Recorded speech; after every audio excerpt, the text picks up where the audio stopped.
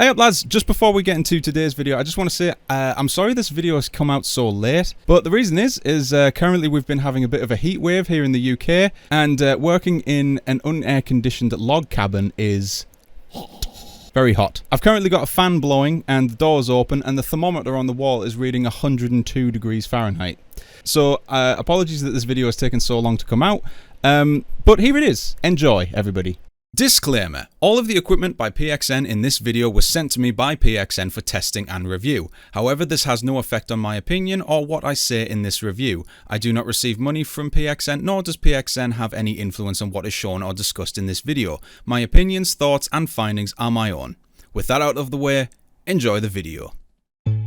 It is no secret, and it comes as no surprise when I say that bungee cord wheels suck when it comes to racing. Now, if you're new to this channel and you don't know what I mean by the term bungee cord wheel, I shall explain. Bungee cord wheels represent the very low end, the very cheap side of the sim racing market. And the reason why they're called bungee cord wheels is because inside them they have an elastic band or something that's very stretchy that simulates resistance. Now, how that differs from a regular kind of sim racing wheel is that a regular wheel uses something called force feedback. Now, force feedback takes information from the game that you are racing in and translates that to the wheel, so you get information on what the car is doing. Bungee cord wheels don't have that. The only resistance you get is the bungee cord that's inside the wheel, and it doesn't translate anything that the car is doing. You are relying entirely on visual inputs, and the feeling you get is something I'd like to call fake resistance. Which brings me neatly onto this.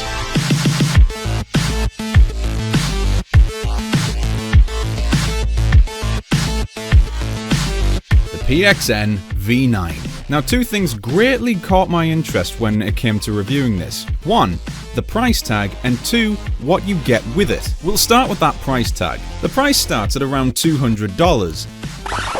That's an immediate red flag. $200 for something that doesn't have force feedback is extremely expensive. Well, it might be a very good bungee cord wheel. I don't care. It doesn't matter how many accessories or goodies you add onto it, if you add like a clutch or a gear shifter or even the desk clamps to it, it doesn't matter. It's still a bungee cord wheel. Bungee cord wheels are not meant to be expensive. It's like going into your local supermarket and paying £20 or $25 for a can of soup. Well, yes, it's a very nice soup. I don't care if it's a nice can of soup. It's 20 quid. I'll tell them to get lost. So already, I'm going to struggle to recommend this. So let's put all of that aside and actually see what this wheel is like. You do actually get quite the selection for $200. You get the steering wheel, you get the table clamps, you get a pedal set consisting of a clutch, a brake and an accelerator, and you get a gear shifter. Now, PXN aren't exactly wanting to take over the sim racing market, so all of the modules involved are cheap and basic and just basically get your foot in the door kind of modules. Pedals have a nice feature where the bottom flips out so then it has grip on a harder surface. Plus, it acts as a somewhat footrest as well. It should be fairly obvious at this point that they are not load cells, so you're not going to be doing anything massively consistent with these things. They're just spring-loaded, you press them and something happens in the game when you press them. Go figure. The button layouts on the steering wheel are actually very similar to that of a Logitech G29, and that actually makes sense because this wheel is compatible with Xbox, PlayStation 4, PC, and even the Nintendo Switch. PXN here actually tapping into the Nintendo gap in the market. To find out what that was actually like, I booted up my Switch and booted up Mario Kart. Oh, wait, yeah. I forgot Nintendo is a thing. Moving on to the build quality is actually pretty good. It is all plastic, which is understandable, but it being plastic is not an excuse for poor craftsmanship, and they actually make good use of what they have. The rubber grips on the wheel are also nice as well. It's something that you don't often see on sim racing steering wheels, is rubber grips. They normally go for that fake Alcantara look, which I actually hate because it wears out so quickly. But with this, the cheap option is oddly enough the best option. I just wish more companies would do stuff like this with rubber grips, and I like that. There are a few quality issues that I will mention, one of which is the little blue line at the top of the steering wheel right here. It's got a few rough edges on it, and it's quite sharp, and it's a bit... It's not smooth, it's not great. Admittedly, I am being a bit nitpicky here, and truth be told, because of what it is, I'm not expecting something that is crafted from the tears of angels. It's a simple piece of kit. Now, this being a non-force feedback wheel, you are not expected to mount this to a $700 rig like my P1X. This is something that's purely meant for your desk, basically. So you get two mounting options to your desk. Depending on what the surfaces you've got on top, you can either mount it with suction cups, or you can do what I've done and use the table clamps. But if you ask me, suction cups are a product of a bygone era. Nobody's going to use them. Everyone's going to use the table clamp. Even though PXN are rather generous and actually give you a spare set of suction cups just in case you happen to lose one, it's a bit of a wasted effort really, because no one's going to use that. The steering input is a little bit jiggered as well, because if you watch here when I turn into the first corner here at Monza, if I turn it smooth, you can see that it's like going like a stop motion animation through. Oh goodness, that wasn't supposed to happen. If I just smoothly turn the wheel here, that isn't the frame rate dropping at all. That is just the input of the wheel. It's very blocky.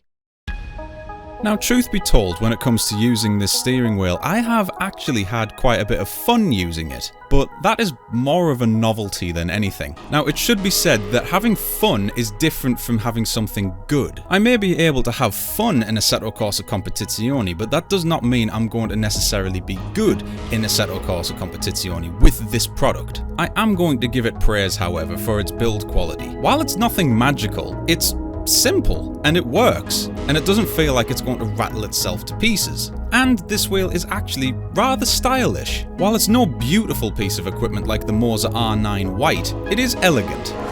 But it's time to get back to what does this wheel drive like. At the end of the day, it's a bungee cord wheel. That's all I can say. It's a bungee cord wheel. There is no force feedback. You are relying entirely on your visual input and what you see on the screen. The bungee cord inside this module is just a mere pittance of fake resistance. It's not very strong. If for whatever reason you buy this wheel and you get a slide in a rear-wheel drive car, you are going down.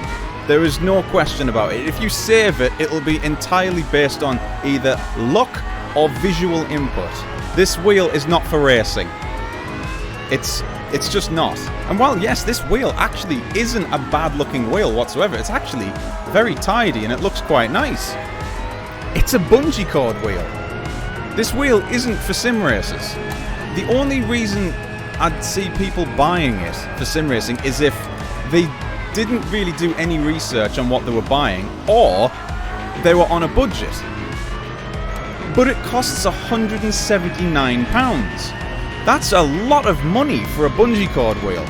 And if you spend just a little bit more, you can get a Logitech G29. Or even looking on eBay or anything online secondhand, you can pick up a Logitech for not even 100 quid. Why buy this? That being said, however, if this wheel, despite it being a bungee cord wheel, if this wheel, with all of its modules, the gear shifter, the clutch pedal, you know, the whole shebang, if this cost around 100 quid, then maybe, I would say, yeah, it's actually a pretty good deal. But 180 quid for a bungee cord wheel, it's just not feasible because you can get something with force feedback. The main question I've been asking myself about this product is, who is this wheel for? As I've said before, I've actually had quite a lot of fun using this wheel. It's difficult to explain why I've had fun, it's just I've had fun using it. So far, I have only thought of two kinds of people that would actually buy this. The first one is fairly obvious, and that's grandparents buying their little Timmy something for their birthday. They'll take one look at it and go, oh, that's a bit pricey, that must be a good one. Little Timmy will love that. And the rest of that is fairly self-explanatory. And the other kind of people that would buy this are hobbyists. Again, people that are not necessarily knowledgeable on what they're looking for, but just want to have a bit of recreation. The one game that I actually think this wheel excels at is Euro Truck Simulator, or any of the truck simulators for that matter. Plugging it in and just driving around in a truck, the V9 actually does that rather well. I'm sorry, I'm just gonna have to jump in here. I've tried so hard to think of a good reason to get this wheel. And every time I think of one, there's always a better option. Even with Euro Truck Simulator, why not go for a Logitech? Because then it works good with other games as well as that. And it has force feedback. This wheel is too expensive for what it is. It's way too expensive. I'm sorry, but like, I just cannot think of a good reason to get this. The only reason you could get this is if you knew nothing at all. That's all I can think of. In conclusion then, I can't recommend this wheel to anybody really. While it's very well made and you can have fun with it, there are far better options out there that are also cheaper as well.